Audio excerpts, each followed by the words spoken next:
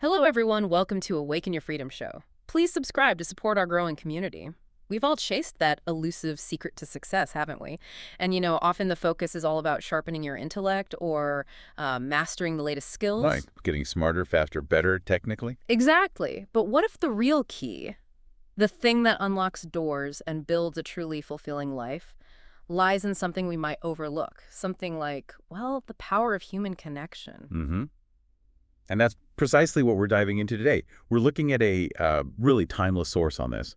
Dale Carnegie's How to Win Friends and Influence People. Published way back in 1936. And it's still incredibly popular. It is, and not because it's about fleeting trends. It's because it taps into something absolutely fundamental about how we, as humans, relate to each other. Yeah, and I think it's important to say up front, this isn't about manipulation, right? Or putting on some kind of fake persona. Yep. Absolutely not. Carnegie's work, really, at its core, it's about genuinely understanding and valuing the people you interact with. So our mission, you could say, for this deep dive is to go beyond just listing his principles. We want to explore the why behind them. Exactly. How can you, listening right now, actually integrate these ideas? Use them day to day to build stronger relationships, maybe increase your influence in a positive way. Yeah. We're aiming to get past the surface level. Definitely, because you hear something like, be kind, and you think, okay, yeah, I got it. Simple enough. Sure. But the genius of Carnegie, I think, is in the practical sort of nuanced ways he breaks down how to actually do that. So let's jump in. Let's start with the principle that sounds easy but can be surprisingly tough in practice. Which one's that? Don't criticize, condemn, or complain. Yes. Like Sounds that. straightforward, doesn't it? Yeah. But just think for a second about the impact of those things. Right. Criticism, condemnation, complaining. Yeah, think about a time you were on the receiving end, maybe at work, maybe at home. How did it actually feel?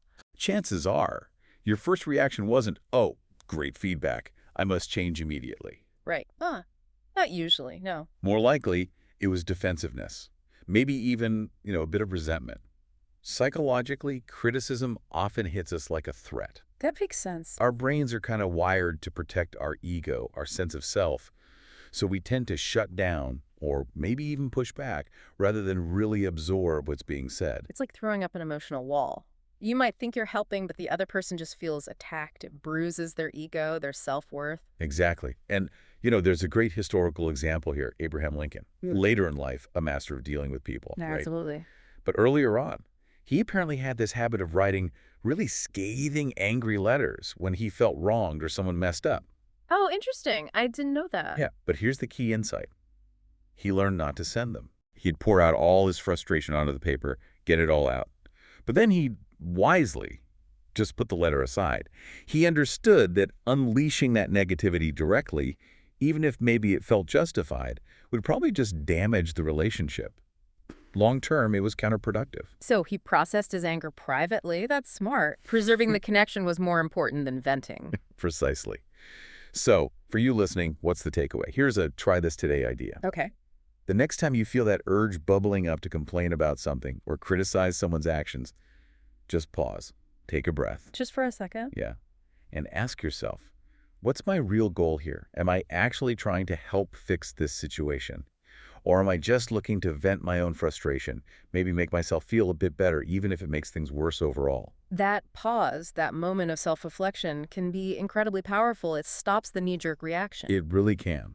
And that leads us beautifully into Carnegie's second big idea, give honest and sincere appreciation. The antidote to criticism, maybe? In a way, yes. But there's a subtlety here, too. I mean, we live in a world that's kind of drowning in validation seeking, right? Social media likes, quick comments. Oh, yeah. Constant feedback loop. But Carnegie wasn't talking about that superficial stuff. Mm-hmm. He meant something deeper, genuine, heartfelt appreciation, recognizing who someone is, what they do. So it's not about empty flattery, not just saying nice things to get what you want. Exactly. That often backfires anyway. People can usually sense when it's fake. Yeah. It has to be authentic, Wow. specific, coming from a real place of regard. When you see leaders who do this well, it's really noticeable. Think about someone like Oprah Winfrey. Great example. Her success isn't just about her media smarts. It's so tied to how she connects with people. That genuine interest she shows, the way she expresses appreciation for her guests, her audience. Or Richard Branson. often known for, praising his teams publicly, recognizing effort. It makes people feel valued. And that motivates people way beyond just the paycheck, right? They want to do well because they feel seen, appreciated. It builds loyalty. It builds trust. So here's a fresh idea for you, the listener. Okay, let's hear it. Try to make it a daily practice. Find just one person, could be anyone, a colleague, family, friend, even the person who serves you coffee, and offer a sincere, specific word of thanks or praise. Something concrete, not just good job. Right, like, I really appreciated how you handled that difficult customer call, or thanks so much for taking the time to explain that it really helped. Notice their reaction, but also notice how it makes you feel. That's interesting. It can shift your own state, too. It absolutely can. Yeah. And those small, genuine moments, they add up. They build surprisingly strong connections over time. Okay, so we've got avoid criticism, give sincere appreciation. What's next? Principle 3 gets right to the heart of connection. Become genuinely interested in other people. This sounds obvious, but maybe it's not as common as we think. Well, think about typical conversations. How often are people really listening versus just waiting for their turn to talk, planning what they're going to say next? Guilty as charged sometimes. We all do it. We do. But Carnegie flagged this decades ago. And it's fascinating because modern neuroscience actually backs him up. Research shows that talking about ourselves, it lights up the reward centers in our brain. It feels good. Huh. So that explains a lot. That does. So when someone shows genuine curiosity about you, asks thoughtful questions, really listens, it subtly taps into that reward system. It Yes. makes you feel good. And that makes them seem incredibly compelling, almost magnetic. It's not about being the most interesting person in the room. It's about being the most interested. Okay, I like that. Any examples of people who embody this? Well, think about Barack Obama again. Regardless of politics, people often commented on his ability to make individuals feel like they were the only person in the room. Yeah, you hear stories about the intense eye contact, the way he'd lean in, no phone distractions. Exactly. That's not just innate charisma, though he has that too. It's a practiced skill. Being fully present. Being genuinely interested in what the other person has to say. And that kind of presence, it's incredibly influential. So, here's a thought, maybe a raw insight for you listening. In this world where everyone's trying so hard to broadcast, to self-promote, the simple act of genuinely listening, of being truly interested in someone else, it's not just nice. It's actually a superpower. It's rare and it's powerful. Well said. It really cuts through the noise. And that connects to the next principle, which seems small, but oh boy, is it effective. Okay. Remember that a person's name is, to that person, the sweetest and most important sound in any language. The name principle, it feels so basic yet. It works, doesn't it? It really does. Your name is so tied to your identity, it's personal. When someone remembers it, when they use it, it's a direct signal. It says, I see you. You registered. You're important enough for me to remember this specific detail about you. Precisely. And we see this used all the time, sometimes maybe without even thinking about it. Yeah. The classic example is Starbucks, right? Writing your name on the cup. Yeah. Even in that quick transactional moment. That little bit of personalization, hearing your name called out, it makes the experience feel slightly different, maybe a bit warmer. It's more than just the coffee. So the action step here seems pretty clear. Make a conscious effort. Learn people's names. Use them in greetings, in emails, just woven into conversation naturally. It might feel a little clunky at first if you're not used to it. Maybe. But the emotional return you get from the other person, that little spark of recognition, it's usually way bigger than the tiny bit of effort it takes. Huge ROI on that one. Okay, names. Got it. What's principle 5? This one shifts the focus again. Talk in terms of the other person's interests. So it's about getting inside their head a bit, understanding what matters to them. Exactly. If you're trying to influence someone, whether you're selling an idea, leading a team, or just building rapport, starting with their needs, their concerns, their interests, it's far more effective than just pushing your own agenda. It's stepping out of your own shoes. Completely. Is the difference between saying, here's why my idea is great, and saying, here's how this idea might help you achieve your goals. Which one sounds more appealing?